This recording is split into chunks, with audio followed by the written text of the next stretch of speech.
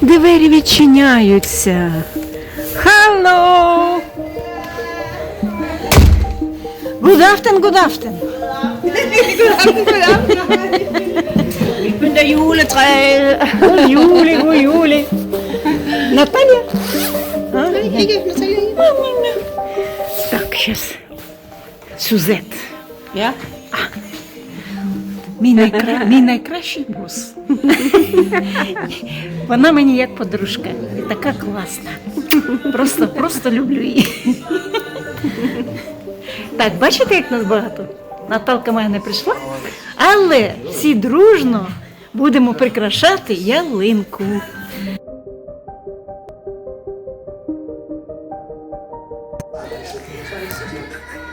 Група захвата розпутує гірлянду. А ялиночка яка. От вона ще не закінчена, гірлянди ще нема. А взагалі дуже і дуже гарно. От шукаю зараз ракурс, звідки вам її показати. О, ось я знайшла. Дивіться, яка краса. Взагалі так робиться суто по-данськи. Коли прикрасили ялинку, тепер уже тягнемо гірлянду.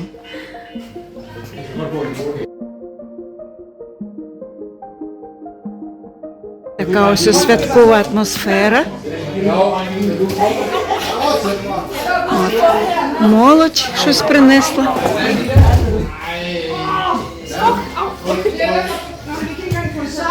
Kommer julekasserne frem. Og Julie er... Christian, du har jo kun...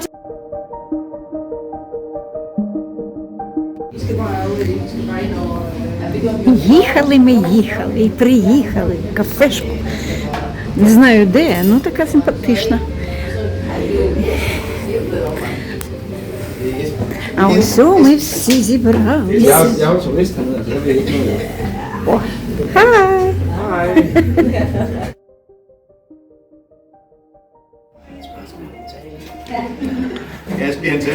Наш святий Микола. Берне. Він же Берне, він же Сюзету чоловік. Зараз буде вручати подарунки. Хо-хо-хо вже було. Це для нас щось перевод пише. Настав час різдвяних подарунків. О, спеціальний український перевод. Året er gået næsten, og Niels har gjort en stor indsats. Blandt alle andre, det har vi alle sammen. Det har I alle sammen. Og et eller andet sted, så synes jeg også, Hotel Postgården, Skorpionen, Blå Tog, Glassalen her til sidst. Det er jo ting og sager, der er opstået. Og nogen spørger jeg nogle gange efter en stor forretningsplan. Det ved jeg i hvert fald, da Leif fra Grønnekasse i Postgården, at I har nogle gæster boende, som spurgte til, hvor er den der store strategiske plan for Postgården, så kigger de på den anden, ikke også? Det er bare rundt. Og han er en blå korsbutikker. Der er ikke nogen plan rigtigt. Det er en vilje til at stå op og gøre sit arbejde og lave noget, og så kommer der nogle gæster. Den er sådan lidt primitiv og simpel, og så er den alligevel også utrolig givende at møde mennesker, man kan glæde ved at give noget godt mad. En god oplevelse. Vi er ikke perfekte. Vi er aldeles ikke perfekte. Men vi er fandme kommet langt. Vi er kommet damn far.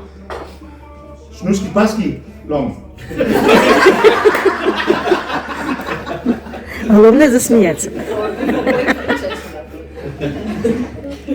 Ой, так смішно, що аж сльози пішли. Og jeg fra Postgården til jer.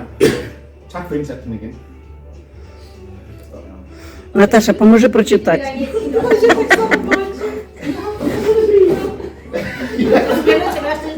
Jeg synes selv, hun tager lige ordet.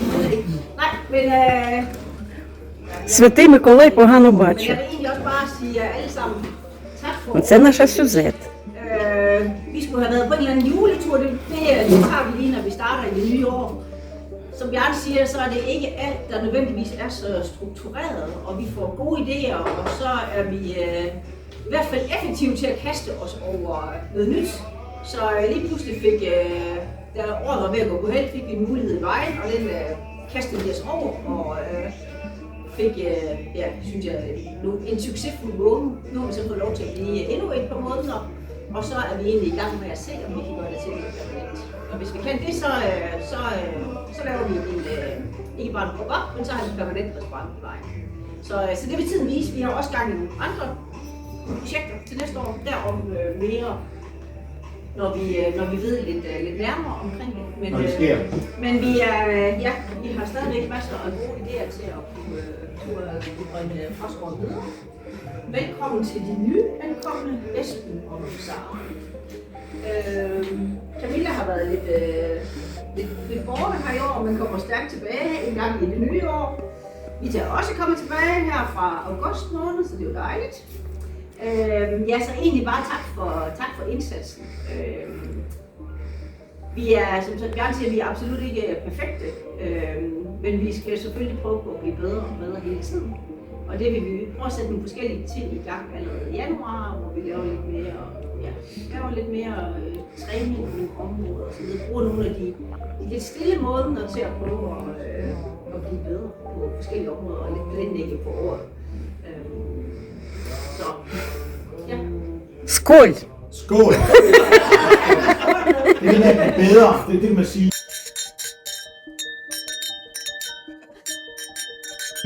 Vi kommer fra en tid, hvor der blev lavet, jeg husker, at vi lavede 500 kilo chili con carne. Hvor var den nede? Vores kok. Janni, ja. Det smagte fandme godt. Men en lille restaurant til 59 kroner stykket, det kan ikke leve. Det er for småt. Der skal man have sådan et stort køkken, hvor man kan levere 600 kuverter. Så vi er nødt til at forfine det, vi laver, og det er blandt andet Esben, der har givet et indspark til det, og kan give et indspark. Kom og giv det. Velkommen til, Gitte. Gitta! Kom indenfor. God juli! Glædelig jul. Og lige på. Ja, tak. Så det er det, vi kalder at blive bedre. Men det er ikke nødvendigvis bedre, fordi mængden, det er chili con carne og dagens ret nede på Hotel Rødding. Det har også en berettelse, og vi er jo ikke et rigt område. Men vi vil lige gerne prøve at lege med, kan man sige, Esbens finere madkunst, som Svend også har prøvet at lege med. Og så fordi vi har lidt relation til Frankrig, så bliver sådan den her, og det synes vi godt kan levere, fordi det findes ikke i området. Og jeg mødte også en dame i forbindelse med valgkampen, en fransk dame, der bor i Vejen, som fortæller om, at i Esbjerg er der rigtig mange nede ved de her offshore-industrier, Total. Der er rigtig mange franske borgere til Esbjerg. Der findes intet fransk at spise og hygge og kultur. В Есбі все-таки будуть кафешку відкривати. Отак от. Vejen for eksempel. Langs vejen fra Esbjerg, eller her. Det gør vi allerede. Så det er det, vi gerne vil. Det er det, jeg synes, mener med at gøre noget bedre. For vi tager også en gang imellem McDonald's mad, og så forbander vi det langt væk, når vi går derfra. Men vi gør det alligevel, så vi er jo ikke bedre end andre. Vi tager også pizza over for pizzamanden. Vi går også over til vores pølsemand herovre og tager en pølsemix. Det hører også med til vores hverdag. Men vi ved bare, for at få folk derude, som de der københavner siger til Leif og Connie og Leif, en seng og et bad, det kan vi få alle steder i hele Danmark. Men historien, den kører vi efter. Og vi sælger historien. Ну, видно, що депутат. Det er det, vi kan krydre vores tilværelse med, det er at sælge historien. Men for lige at tilføje til det. Tidligere har vi nok tænkt lidt, at det der med at kunne have nogle værelser, som var mere lækre end andre steder, at det kunne drive det lidt i sig selv, at vi havde de her lækre værelser, og så maden var selvfølgelig også vigtig, men det var ikke nødvendigvis drivkraften i sig selv. Der tror jeg nok bare, vi har set, at der bliver vi nødt til at tænke anderledes, at det er nok maden, der skal drive værket. Og så er det bare et ekstra plus, at vi har nogle dejlige værelser. Og det er selvfølgelig også grund til, at Esben er kommet til. Han kan noget med mad, som vi ikke kan. Og han har sagt før, har jeg været den, der sådan har sat menu og så videre. Men jeg kan på en måde det, Esben kan. Så jeg kan aldrig nogensinde drive det der til, som man kan med en, der har noget mere professionalisme. Så derfor bliver vi nødt til at prøve at komme noget højere opad. Altså, det jeg siger med at blive bedre. Altså, simpelthen, så vi gør et eller andet, så vi kan raffinere det, vi laver, så vi kan sælge det. Og sælge det, så vi kan få folk udefra til at synes, det er dejligt at komme på ophold. Fordi det er selvfølgelig det skal helst være sådan, at man både kan sælge restauranten til lokalområdet, men også at man kan sælge så folk fra København og andre andre steder i Aalborg eller videre har lyst til at komme til Aalborg. Så derfor skal vi blive bedre. Altså, det skal vi selvfølgelig hele tiden. Vi skal altid udvikle det, vi laver.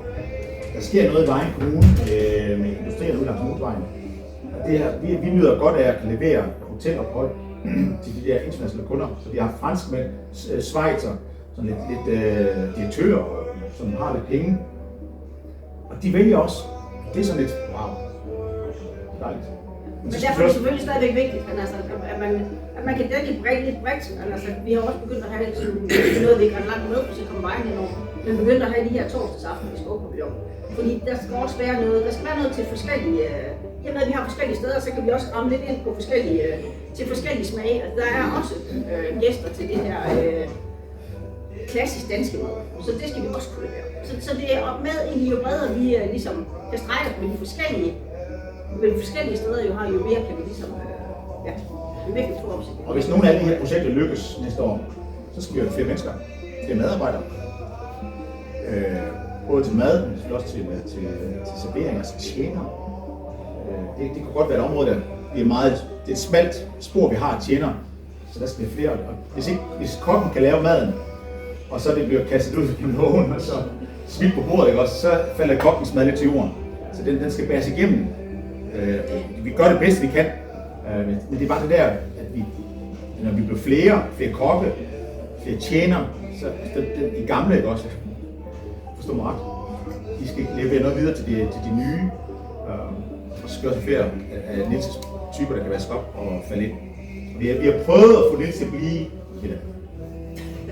Gider os ikke.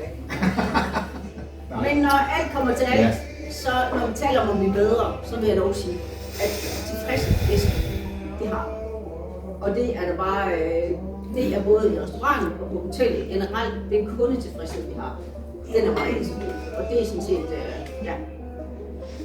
det er bare en cadeau til os alle sammen, fordi det kan vi jo.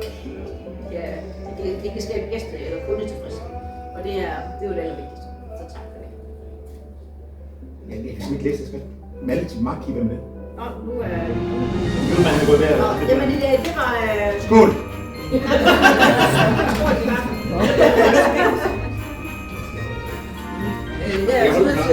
Так, ну наступила урочиста мить, вручення подаруночків.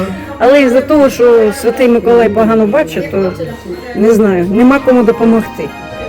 Пішов роздавати.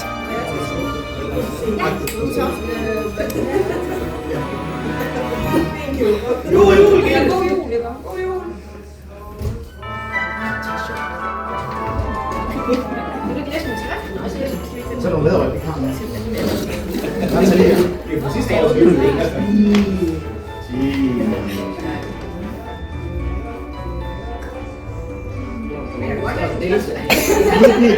Людмила! Людмила! О, для мене, для мене.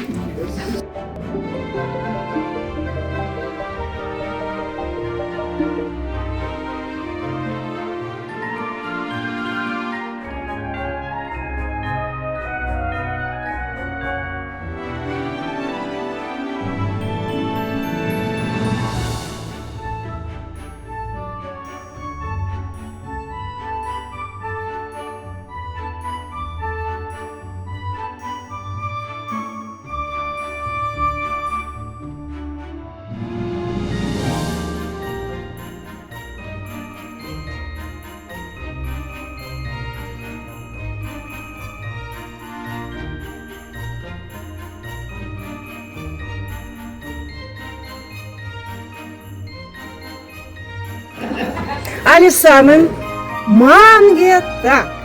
Mange tak!